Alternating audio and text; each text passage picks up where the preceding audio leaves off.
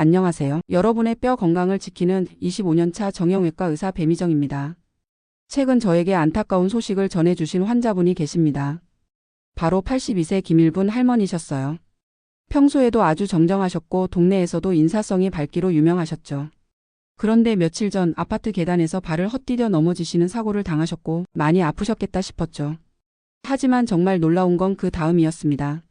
한 달 가까이 침대에 누워 지내시면서 식사도 제대로 못하시고 기운이 급격하게 빠지시는 겁니다.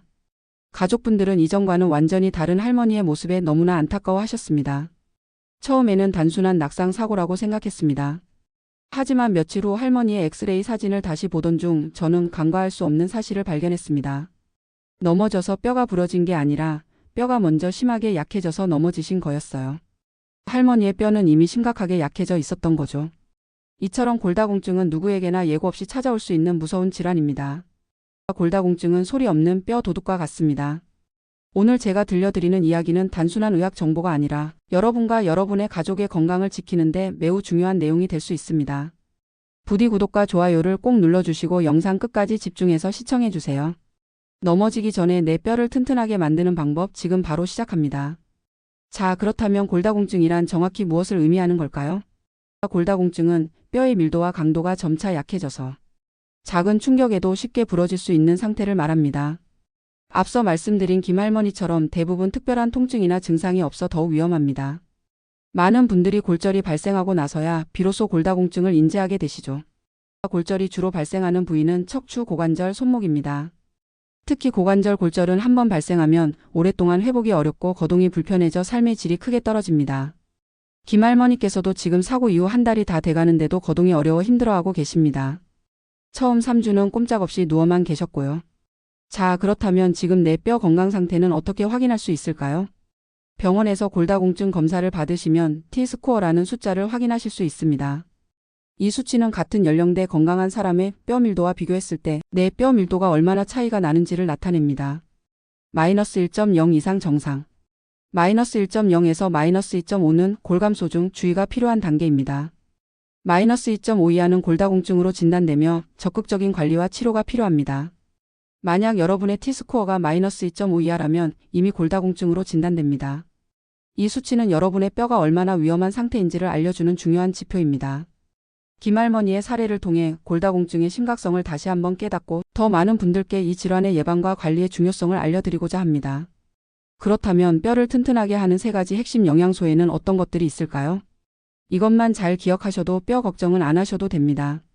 사실 굉장히 많은 분들이 뼈 건강을 위해 칼슘만 열심히 챙겨 드시는데요. 사실 칼슘만으로는 부족합니다. 우리 몸의 뼈는 마치 튼튼한 집과 같아서 칼슘이라는 벽돌, 비타민 D라는 시멘트, 그리고 비타민 K라는 철근이 모두 필요합니다. 칼슘은 뼈의 가장 기본적인 구성 성분입니다.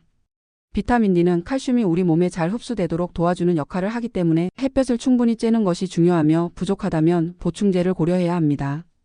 또한 비타민 K는 섭취한 칼슘이 혈관에 쌓이지 않고 뼈로 정확하게 이동하도록 돕습니다. 이 외에도 뼈 건강 유지에 필요한 마그네슘과 뼈를 지지하는 근육을 강화하여 낙상 위험을 줄여주는 단백질 섭취도 소홀히 해서는 안 됩니다. 뭐 이렇게 먹으라는 게 많아? 하실 수 있습니다. 이런 영양제 보충보다 사실 가장 중요한 사실은 여기에 있는데요. 특정 영양제에만 의존하기보다는 균형 잡힌 식단과 규칙적인 생활 습관을 통해 뼈 건강을 관리하는 것이 가장 중요합니다. 다음으로 또 빼놓을 수 없는 것은 뼈를 약하게 만드는 생활 습관과 주의해야 할 약물입니다. 이건 많은 분들이 간과하시는 아주 중요한 내용이니 메모해 두셨다가 기억하시면 좋으실 겁니다. 뼈 건강을 지키기 위해서는 뼈에 좋은 것을 챙기는 것만큼 뼈에 해로운 습관을 피하는 것이 중요합니다. 먼저 과도한 설탕 섭취는 칼슘 배출을 늘려 뼈를 약화시킵니다. 짠 음식 및 가공식품은 뼈의 건강을 해칠 수 있습니다. 게다가 지나친 카페인 섭취는 칼슘 흡수를 방해할 수 있습니다. 또한 특정 약물 중에는 장기 복용 시 골밀도를 감소시키는 경우가 있습니다. 대표적인 것이 스타틴계 고지혈증 약과 스테로이드 제제입니다. 이러한 약물을 복용하고 계신다면 반드시 주치의와 상담하시고 정기적인 골밀도 검사와 함께 필요한 영양 관리를 받으셔야 합니다.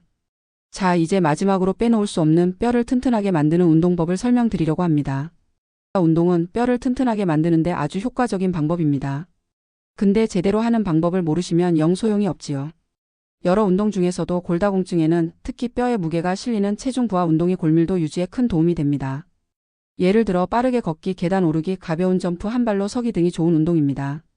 여기에 근력 운동을 병행하여 허벅지나 엉덩이 근육을 강화하면 낙상 예방에도 큰 도움이 됩니다.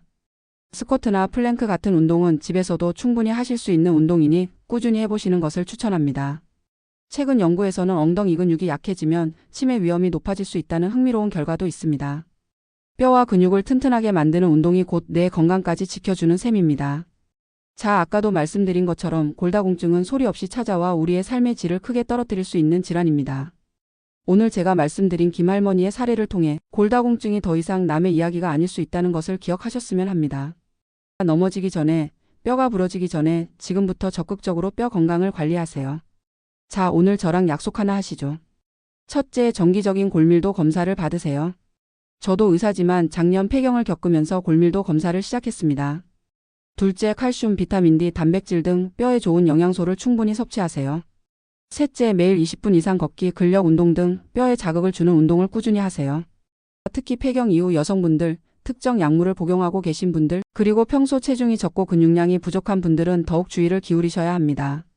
튼튼한 뼈는 건강한 노년의 가장 든든한 기반이 됩니다. 여러분 모두 건강한 뼈를 통해 더욱 활기차고 행복한 제2의 인생을 만들어 가시길 바랍니다. 지금까지 여러분의 뼈 건강을 지키는 의사 배미정이었습니다. 아직 구독하지 않으신 분들은 구독과 좋아요로 건강 정보를 계속 받아보시고 뼈에 대한 고민이 있으신 분들 댓글로 함께 나눠주세요. 감사합니다.